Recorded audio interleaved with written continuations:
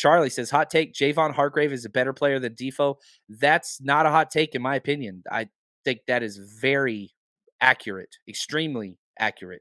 Um, I love DeForest Buckner. I love DeForest Buckner. He's incredible. Here we go. Let's listen to Nick Bosa talk about Hargrave and what he thinks about it. So this is Bosa, the man. I had this clip queued up, but thank you for that comment there. Here we go. You said, what was I feeling? Do you remember, were you surprised at all when? Yeah, I was surprised. Yeah, with all the talent we have on our team, to add another guy who's the top free agent. I shouldn't be surprised with our team because Kyle's always trying to improve. But yeah, I mean, to get the top guy and a guy that I feel like people give him his due, but people don't really know how good he is overall. Like, he's not talked about in that. He might be, I don't know, but I feel like he isn't quite talked about in the Aaron Donald top echelon Chris Jones, but I think he played like that last year and throughout his career. So it's him and Eric inside should be pretty fun. Yeah, that's awesome. It's just fun to listen to, right?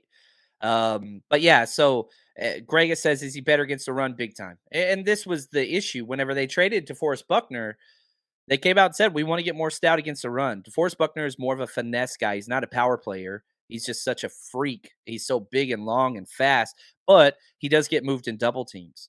But he's still incredible. The dude's a Pro Bowl. Like, he is awesome. He is so damn good. And I think one of the things that perhaps I'm not great at is whenever I do these player comparisons, like who's the best 19 or whatever, I don't want it to be, oh, you're first or last. No, like that bothers me when those conversations happen. There's so many guys that are worthy to talk about. I shared a clip today on, it was Brandon Lloyd. That's right. Number 85, baby. Just making all these circus catches, if you remember Brandon Lloyd. And I was like, man, we have had some great 85s. And, you know, the three that come to mind for us, right? Vernon Davis, George Kittle, Brandon Lloyd. But man, there were great 85s way before I was born. And so I did some research on them, and we'll get there later in the offseason. But to talk about how great Javon Hargrave is doesn't mean we're tearing down DeForest Buckner. I don't want it to be like that. And if it comes across that way, I apologize. Not the intent. I love DeForest, but I watch Colts games on purpose just so I can watch DeForest Buckner. You know what I mean? But for the past 4 years, I don't think it's even close. Who is the better player? So we'll see, and we'll see what that goes on. But you know, the defensive tackle, very similar to what Bosa said.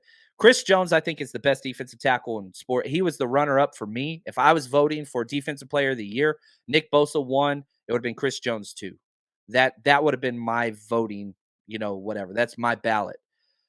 But you got to throw Aaron Donald in there, even though, you know, last year was a weird year, but he was still great. And then I'd put Hargrave. Like, that's it. That's my tier. That's my top tier. So yeah, there you go. Oh, I like this take right here. Josh says Lloyd was OBJ before OBJ. You are correct. In terms of circus catches. Yeah. He was so fun, man. Those highlights, crazy, man. Yeah, just crazy. So oh, look at this. David says we drafted Buck on my 30th birthday. I was on stage. Was it the Chicago? Was that the Chicago one? Yeah, I think it was. Let me check here. I gotta, come on now. Sorry guys. Let's go on a journey.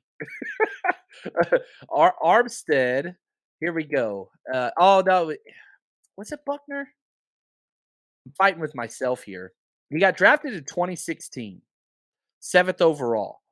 And we got tickets. Yeah, I was backstage for this at the draft because the way that they did tickets, unless you paid like thousands of dollars, would you go through this lottery or whatever else, and then they would pick you. And if somebody got up to go to the bathroom, then you would go sit down. It was me and Chuck, back to Chuck again on the show.